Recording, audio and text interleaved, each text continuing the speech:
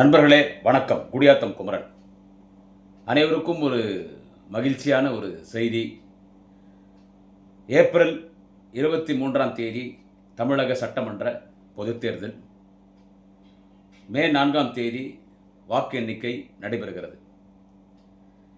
நேற்றைக்கு தேர்தல் கமிஷன் டெல்லியில் அறிவித்திருக்கிறது.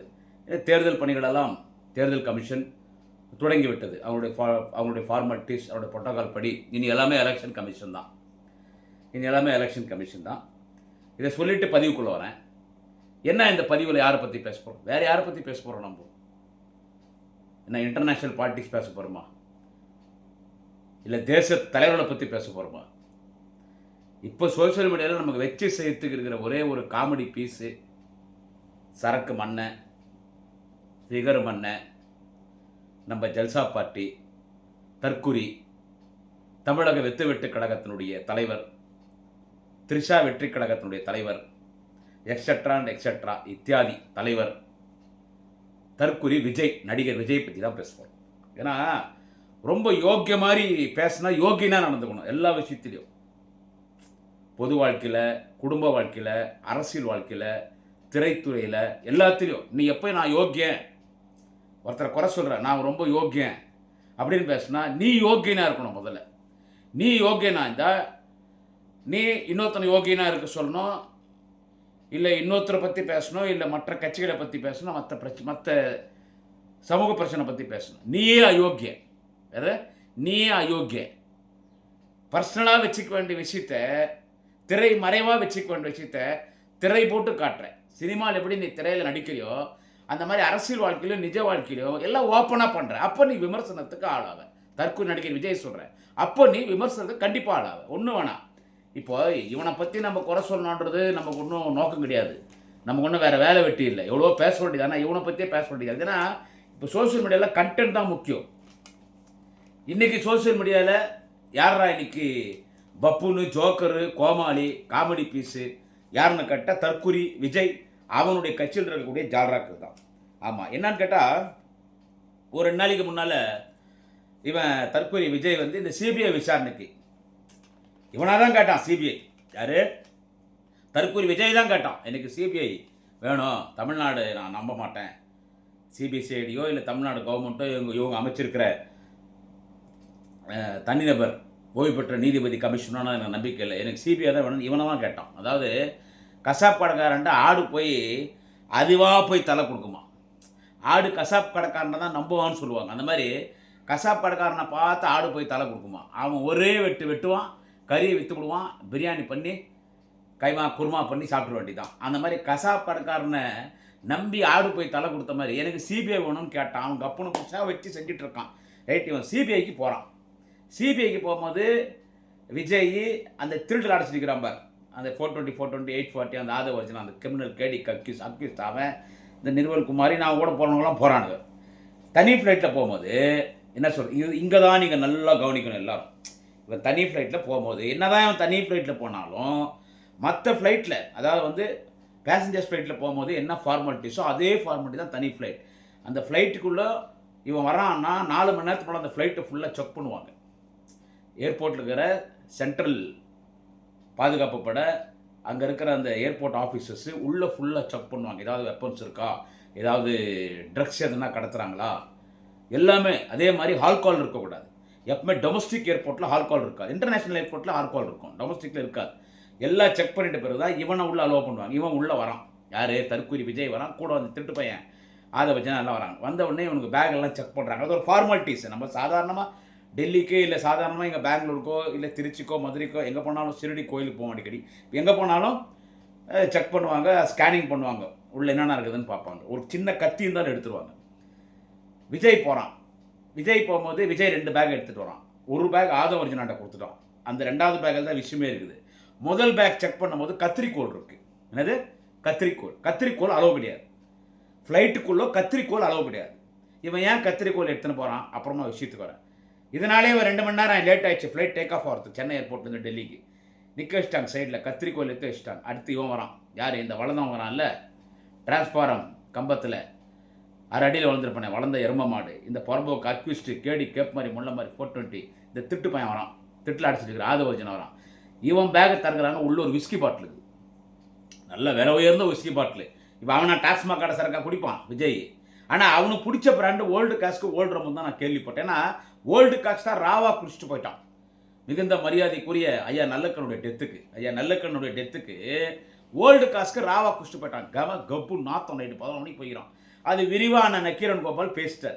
அது உண்மைதான், பொய் கிடையாது, அது உண்மைதான்.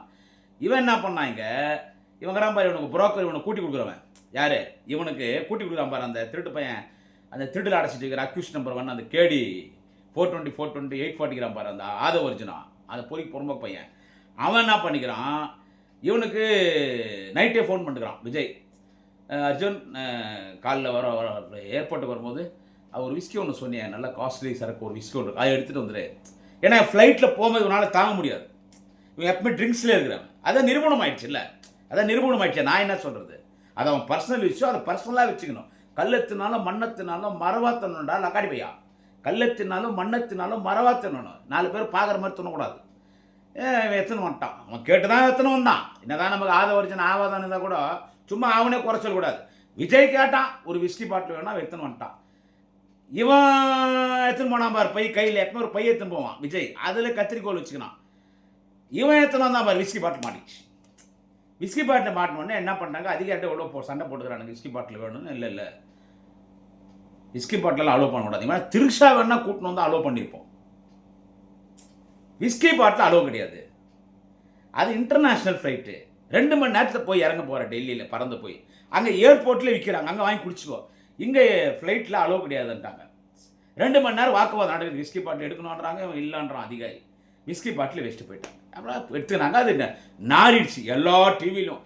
இவனுக்கு ஜால்ரா அடிக்கிற யூடியூப் சேனல்லேருந்து, இவனுக்கு ஜால்ரா அடிக்கிற மீடியாலேருந்து, ப்ரெஸ்லேருந்து எல்லாத்துலேயும் போட்டு கிழிச்சிட்டான். விஸ்கி பாட்டில் எடுத்து போனாங்க, விஸ்கி பாட்டில் தான். எனக்கு அதுக்கு சம்மந்தம் இல்லை. யாரோ என் பையில் வச்சுட்டாங்க உக்காளி, இது சொன்னாலும் சொல்லுவானுங்க, எங்கள் பையில் விஸ்கி பாட்டில் வந்தது திமுகவின் சதின்னு சொன்னான்னு சொல்லுவாங்க. என்ன சொல்லுது, இவன் பாட்டில் விஸ்கி பாட்டில் இருந்து திமுக, ஏன்னா எல்லாமே சொல்கிறான்ல திமுக சதின்னு, இதுவும் சொன்னாலும் சொல்லுவான். நான் ஒன்று கேட்குறேன், விஜய் கேட்குறேன், டேய் தற்கொலை, ஒரு 2 மணி நேரம் உன்னால் குடிக்காமல் இருக்க முடியாது. சரி உனக்கு குச்சி தான் ஆகணும், இல்லை காலையில் வீட்டிலேருந்து கிளம்புனேன், அப்பயே நல்லா ஃபுல்லாக சரக்கு போட்டிருக்கலாம்.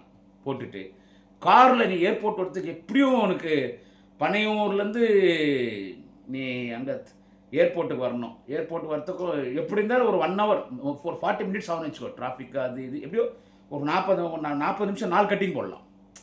வரும்போது ஒரு 4 கட்டிங் போட்டுடலாம். 4 கட்டிங் போட்டு, ஏன்னா நீ போடுறது வெளிநாட்டு சரக்கு வாங்கினு சொல்லிக்கிறேன், அதனால் அது ஓல்டு காசு மாதிரி அவ்வளோ ஸ்மெல் வராது. ஒரு ஏலக்காய் அதெல்லாம் போட்டுக்கோ. நான் உனக்கு சொல்லித்தரேன் விஜய்க்கு, குடிச்சுன்னா ஏலக்காய் போட்டுக்கோ, இல்லை லவங்கம் போட்டுக்கோ, இல்லை என்ன பண்ணு, லெமன் கொஞ்சம் புழிஞ்சிக்கோ. லெமன் நல்லா பழுத்துருக்கணும்.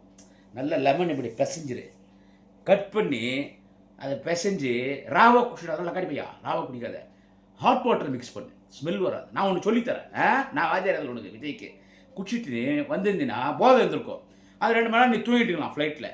அங்கே இறங்குறப்பா டெல்லி ஏர்போர்ட்டில் இறங்கி காருக்கு போனவுடனே கார்லேருந்து ரூமுக்கு போகிற வரைக்கும் கட்டிங்காக போட்டுன்னு போயினேன். அங்கே யாரும் தட்டியாக நிற்பான். டெல்லியில் உனக்கு ஆள் இல்லையா சரக்கு வாங்கினேன். ரூமுக்கு போயிட்டு ஃபுல்லாக குடிச்சிட்டு காலையில் சிபிஐ விசாரணை முடிச்சுட்டு அப்புறம் குடிச்சிட்டே வா. திரும்பி ஏர்போர்ட் வரும்போது தூங்கிட்டு திரும்பியும் ஏர்போர்ட்லேருந்து பனியூருக்கு போகும்போது குடிச்சினே போ. இதை விட்டு என்ன பண்ணுறான், ஃப்ளைட்லேயும் குடிக்கணும்னு சரக்கு எடுத்து போய்க்கிறான். இது மாட்டிக்கிச்சு. ஏன்டா நீங்கள் பூரண முதலை கற்றுட்டு வராங்களா? நான் ஓவராக பேசுகிறேன்னு என் மேலே போலீஸ் ஸ்டேஷனில் கம்ப்ளைண்ட் கொடுத்து எஃப்ஐஆர் புக் பண்ணிட்டான். என் மேலே எஃப்ஐஆர் புக் ஆயிடுச்சு, அவன் மேலே எஃப்ஐஆர் புக் இல்லை. என் மேலே எங்கள் ஊரில் போலீஸ் எஃப்ஐஆர் புக் பண்ணிட்டாங்க. அதை பற்றி எனக்கு கவலை இல்லை. சட்டத்துக்கு முன்னால் குடியாத்த குமரன் தலை வணங்குவான். நம்மை பாதுகாக்கிற, குறிப்பாக 4 வருடங்களாக என்னை பாதுகாக்கிற காவல்துறைக்கு நான் தலை வணங்குகிறேன். Royal salute for police department.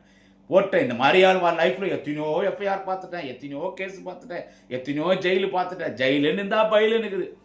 இப்போ இவன் பூரண மதுவில் கொன்றான், சாராய கடன்றான், இவன் குடிக்கிறான்றான், அவன் குடிக்கிறான்றான். இப்போ குடியாத்த கும்பறானா என்ன குடிகார கும்பறான்னு போடுறான். தற்கொலை விஜயில் இருக்கிற டிவி கேட்காரனுங்க போட்டா உன் தலைவன் யாரா? டேய் உன் தலைவன் யார்? வக்காளி நல்ல கண்ணு டெத்துக்கே குஷ்டு போய்க்கிறான் விஜய், தற்கொலை விஜய்.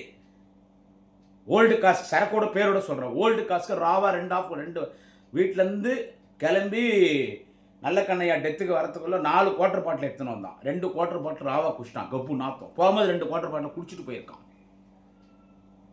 உள்ளே அவனை கேட்டுக்குள்ளே கொண்டு போனால் கேட்டு மூடிடுவாங்க, கேட்டுக்குள்ளே நடக்குது. அப்புறமா அவனை தூக்கி போய் படுக்க வச்சுக்கிறாங்க. ஒரு புல்லு மேலே மனுஷன் தாங்க முடியாது. ஓல்டு காஸ்ட்டு அது ரொம்ப ஸ்ட்ராங்காக இருக்கும். ஆமாம், நல்ல ஸ்ட்ராங்காக இருக்கும். அது நல்ல ஸ்ட்ராங்காக இருக்கும். அதை போட்டான். நான் என்ன சொல்கிறேன், இவன் வந்து பொது வாழ்க்கையில் நீ பேசுகிற இன்னொரு குடிகாரன் உன் தலைவன் பாட்டிலோட மாட்டினாங்கடா. சரி, என்னத்துக்கு கத்திரின்னு கேட்குறீங்க? அதாவது குடிக்கிட்டு எடுத்துன்னு போனான் பாட்டில். கத்திரியை எடுத்துன்னு போனான். கத்திரிக்கோள் நாத்துக்கு உங்களுக்கு சந்தேகம் இருக்குல்ல? அந்த சந்தேகத்தையும் நான் தீர்த்து வைக்கிறேன். கத்திரிக்கோள் எதுக்குன்னா, இவன் எத்தனை போன பாட்டில் எப்படின்னு கேட்டிங்கன்னா, சாதா டாஸ்மாகோட பாட்டிலாக இருந்தால் உங்களுக்கு அப்படியே நான் பண்ணி காட்டுறேன் பாருங்க. இது தண்ணி பாட்டில் தான், தப்பாக நினச்சிடாதீங்க. அப்படி ஒரு தட்டி இப்படி என்ன பாட்டில் தந்துடும் சாதா டாஸ்மாகோட. இவன் எடுத்துன்னு போனது ஃபாரின் விஸ்கி. அது அப்படி திறக்க முடியாது, ஷீல்டு. எப்படின்னு கேட்டிங்கன்னா, அது ஷீல்டு, பிளாஸ்டிக்கில் ஷீல்டு ஆகிட்டு இருக்கும். அது ஒரு கத்தி இருந்தால் தான், கத்திலையோ நெயில் கட்டரோ ஏதோ ஒரு அப்படி சொருவி அதை கட் பண்ணும். அது பிளாஸ்டிக் அப்படி திருப்பி கட் பண்ணி அந்த பிளாஸ்டிக் அப்படி வரும், சுற்றி இருக்கும். அது கத்தி வச்சு இப்படி நிம்முச்சுன்னா அந்த பிளாஸ்டிக் ஒரு துண்டு வரும். அந்த துண்டை இழுத்தா அப்படி வந்துடும். அதை தூக்கி போட்டால் அப்புறமா பாட்டில் லூஸ் ஆகிடும். அப்புறமா இப்படி ஊற்றி குடிக்க முடியாது. அது ஃபாரின் சர்க்கிளில் இப்படி தட்டணும். இப்படி தட்டிட்டு அந்த அந்த ஓட்டை ஒன்று போடணும். அந்த கத்திரிக்கோள் இது இல்லை, அது ஓட்டை போட்டால் சொட்டாக விழும். அதுக்குத்தான் கத்திரிக்கோள் எடுத்துன்னு போனால் லக்காடிப்பையன் தற்கொலை விஜய். இவன் எதுக்கு கத்திரிக்கோள் எடுத்து போனான்னு சொல்கிறேன் பாருங்க. இந்த சரக்கு பாட்டில் ஓப்பன் பண்ணுறது கத்திரிக்கோள் வேணும். பல்லில் கிடைக்கிறதெல்லாம் கஷ்டம். பல்லு ஒஞ்சி போனால் ரத்தம் வந்துடும் வாயில். சரக்கு பாட்டில் இவன் பையில் வச்சுட்டான். ஆதவஜனா பையில், நான் திருட்டுப்பேன் பையில். கத்திரிக்கோள் இவன் வச்சுக்கிறான். கத்திரிக்கோள் எதுக்கு நல்லா கவனிக்கணுங்கோ. கத்திரிக்கோள் எதுக்கு? இப்போ நான் வந்து டீச்சரு, நீங்கள்லாம் ஸ்டூடெண்ட்ஸு. கத்திரிக்கோள் எதுக்கு? அந்த ஃபாரின் விஸ்கியை திறக்க முடியாது. அதை இந்த கத்திரிக்கோளில் தான் திறக்க முடியும். அதுக்கு கத்திரிக்கோள் ஃபாரின் விஸ்கி மாடினாங்க லக்காடி பசங்க. மானம் பூச்சா சிபிஐக்கு போனான். 7 மணி நேரம் உள்ளே. வெளியே வரும்போது இவனோ வெற்றிகரமாக வர மாதிரி அப்படியே இது வரைக்கும் திருட்டுத்தனமாக போயிடுவான். எல்லாம் விஜய் விஜய் விஜய்ன்னு கத்துவாங்க ரிப்போர்ட்டர்ஸு. யாருக்கும் எந்த பதில் கொடுக்க மாட்டான். அப்படியே ரோட் ஷோ மாதிரி மேலே சிபிஐ ஆஃபீஸ்லேருந்து அப்படியே அந்த காரில் ஏறி நின்று கை காட்டுவான். எலெக்ஷன் வந்துருச்சான். என்னது? எலெக்ஷன் வந்துருச்சான். அங்கேயே ரோட் ஷோ ஓட்டு கேட்க ஆரம்பிச்சிட்டார். அங்கே சிபிஐ ஆஃபீஸர் டெல்லியிலேயோ எங்கள் ஆள் ஓட்டு கேட்க ஆரம்பிச்சிட்டாரு. இனிதான் ஆட்டம் ஆரம்பம்னா, வாடி மவனே நாங்கள் ஆட்டத்துக்கு காட்டுறோம். உடனே அவருக்கு கை காட்டணும் வந்துட்டாராம். இவனுக்கு இதை இவனுக்கு பெருமையாக பேசுகிறானுங்க. அப்புறமா என்னன்னு கேட்டால் அந்த டிவிக்கே காட்டினாங்க. நேற்று எலெக்ஷன் அறிவிச்சிட்டாங்க. ஐயா எலெக்ஷன் அறிவிச்சுன்னே கவர்மெண்ட்டுடைய ப்ரோட்டோகால் எலெக்ஷன். இப்போ எல்லாமே எலெக்ஷன் கமிஷன் தான். நேற்று எம்எல்ஏ ஆஃபீஸு, அமைச்சர் ஆஃபீஸு, சிஎம் ஆஃபீஸு, கவர்மெண்ட் ஆஃபீஸுக்கு சேர்மன் ஆஃபீஸ் எல்லாத்துக்கும் கூட்டு போட்டாங்க. கவர்மெண்ட் வைவிக்கெல்லாம் ரிட்டர்ன் வாங்கிடுவாங்க. இது கவர்மெண்ட்டுடைய ப்ரோட்டோகால் வாங்கிட்டாங்க. சிஎம் ஃபோட்டோ, தலைவர் தளபதி ஃபோட்டோ, கலைஞர் ஃபோட்டோ செக்ரட்டரி எடுத்தாங்க இல்லை, எல்லா ஆஃபீஸும் எடுத்தாங்க இல்லை. அதை எடுத்து சோஷியல் மீடியாவில் பேப்பர் எடுத்து உடனே டிவிகேக்காரன் போடுறான். டிவிகேக்காரனும் அதிகம் கூட இந்த பிஜேபிக்காரன் அவங்களாம் போடுறானுங்க சங்கிகள்லாம். என்னென்னா பத்தியா எடுக்க வச்சிட்டம்பா. எவ்வளோ மென்டல் பசங்கிறானுங்க இவனுங்கன்னா. மடக்கூதிங்கன்றது அடிக்கடி நிரூபிக்கானுங்க. நாங்கள் மடக்கூதி தான்ன்றது. அதாவது சிஎம் போட்டது எங்கள் விஜய் புடுங்குவான் எங்கள் விஜய் புடுங்குவான் வயிறு பூடுங்க நட்டுவான் எங்கள் விஜய் போட்டு வச்சுட்டாங்க லூஸ. அது எலெக்ஷன் கமிஷன் அறிவிச்சிட்டா யார் போட்டு வந்தாலும் எடுத்துருவாங்க. எலெக்ஷன் முடிஞ்ச பிறகு 23ஆம் தேதி தேர்தல் நடக்குதுடா தற்கூறிங்களா. 23ஆம் தேதி தேர்தல் நடக்குது. 6 மணி நேரம் ஓட்டு போட்டு முடிச்சிடுறாங்க. மே 4ஆம் தேதி என்ன ஆகும்? ஓட்டு எண்ணுவாங்க.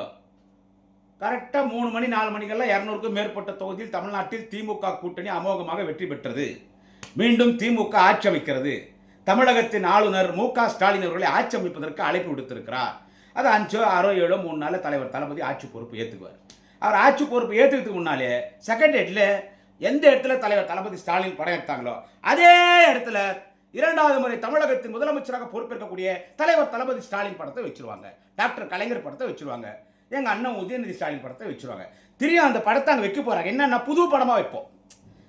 அப்போ தளபதி இன்னும் கொஞ்சம் தெம்பாக இருப்பார். மக்களின் முதல்வர் தலைவர் தளபதி, தேசத் தலைவர் தலைவர் தளபதி, திராவிட இனத்தின் தலைவர் தலைவர் தளபதி, தமிழினத்தின் தலைவர் தலைவர் தளபதி ஃபோட்டோ எடுத்து ப்ரெஸ்ஸாக வச்சிடும். ஃபோட்டோ எடுத்துட்டாங்களாம். ப்ரோட்டோகால்றாது. நான் உங்கள் ஃபோட்டோ வைக்க போகிறாங்க. ஏண்டா விஜய் ஃபோட்டோ வைக்க போகிறாங்க. மக்கள் எம்எல்ஏ ஜெயிப்போனா கூட்டணின்றாங்க. போடுறான் பிஜேபி போட்டு கைட்டுறான். இவனுக்கு போயிட்டா நமக்கு பேர் கெட்டுடுமே அப்படி யோசிக்கிறான். என்ன எனக்கு தெரியாது. யோசிக்கிறான். கூட்டணி இல்லைன்னு மக்களோட கூட்டணின்னு இப்போ அப்படியே அங்கே பேசலாமா இங்கே பேசலாமா என்ன பண்ணலாமா எது பண்ணலாங்கம்மா. அந்த மன்சூர் அலிகான் ஒருத்தன் நடிகங்கிறான், விஜய்க்கு சொல்கிறேன், மன்சூர் அலிகான். அவன் நேற்று வரைக்கும் திமுக தான் ஆட்சி, தளபதி தான் முதலமைச்சர், திமுக பிரச்சாரம் பண்ணுறான்னு சொல்லியிருந்தான். இன்றைக்கி அவன் ஒரு லூஸு. யார் அவன்? ஒரு லூஸு மன்சூர் அலிகான். எங்கள் வேலூரில் கூட பலாப்பழம் சின்னத்தில் நின்னான். எலெக்ஷன் அன்றைக்கி வாந்தி பேதியை வந்து ஹாஸ்பிட்டலில் படுத்து வீட்டு ஓடிவிட்டான். அவன் லூஸ் பையன் அவன் மன்சூர் அலிகான். அவன் இன்றைக்கி போய் எடப்பாடி பார்த்துக்கிறான். எடப்பாடி ஏதோ போய் ஷீட் கேட்டால் மாதிரி இருக்குது. அவர் வேணா பிரச்சாரம் வேணா பண்ணு, ஒரு நாளைக்கு 20,000 30,000 வழிச்சொல்ல கொடுத்துறோன்னு சொன்னால் என்னன்னு தெரில. வெளியே வந்து எடப்பாடி வருங்கால முதல்வன்றான். இப்போ அவன் யாருன்னா நமக்கு சீட்டு கொடுப்பாங்களான்னு தேடிக்கிறான். அவனை வேணா கூப்பிடு, கூட்டணி மன்சூர் அலிகான் கூப்பிடு. அந்த கூல் சுரேஷ் ஒரு தம்பி இருப்பான், அவன் கூட வரமாட்டான். உங்கள் நிலைமை இது. இதில் ஃபோட்டோ எடுத்துட்டாங்களா தலைவர் தளபதி, இது ஃபோட்டோ அண்ணன் உதயநிதி எடுத்துட்டாங்களா, ஃபோட்டோ எடுத்துட்டாங்க அவ்வளோதான். டே நான் ஏப்ரல் 23 எலெக்ஷனு, மே 4ஆம் தேதி கவுண்டிங்கு, 6 7 9 10 தலைவர் தளபதி ஸ்டாலின் 2வது முறை முதலமைச்சராக பொறுப்பு இருந்தால் எடுத்த தளபதி ஸ்டாலின் படத்தை எந்த இடத்துல எடுத்தாங்களா அதே இடத்த வைக்க போகிறாங்கடா தற்கூறிங்களா. எனவே விஸ்கி பாட்டில் எடுத்துன்னு போய் ஏர்போர்ட்டில் மாட்டினவன் ஏற்கனவே ஐட்டத்தை கொண்டு போய் மாட்டினான் கோவாக்கு, திரிஷாவை ஆச்சா. அதே ஐட்டத்தை கல்யாணத்துக்கும் கொண்டு போனான். ஓகேவா? அதன் பிறகு இவன் நடிக்கிறான்றது வேலூரில் பார்த்துட்டோம், எப்படி நடிக்கணும்னு சொல்லி கொடுக்குறான். அதே மாதிரி நடிச்சான், அதில் மாட்டிக்கினான். இப்போ விஸ்கி பாட்டில் திரும்ப மாட்டினான். அடுத்து இவன் ஹெரோயின், கஞ்சா, ப்ரௌன் சுகரு இது அடிக்கும் போது இதுவும் ஆதாரமாக மாட்டினான். இப்படி ஒரு அக்யூஸ்ட் தற்கூரி விஜய் கட்சிக்காரனுங்க பதிவு போடும்போது பார்த்து போடுங்கடா. என்ன இனிமே தான் ஆட்டமே ஆரம்பம். 1000 கம்ப்ளைண்ட் கொடுத்தாலும் குடியாத்த குமரன் நின்று ஆடுவான். இன்னொரு பதிவில் சந்திப்போம். நன்றி, வணக்கம். குடியாத்த குமரன்.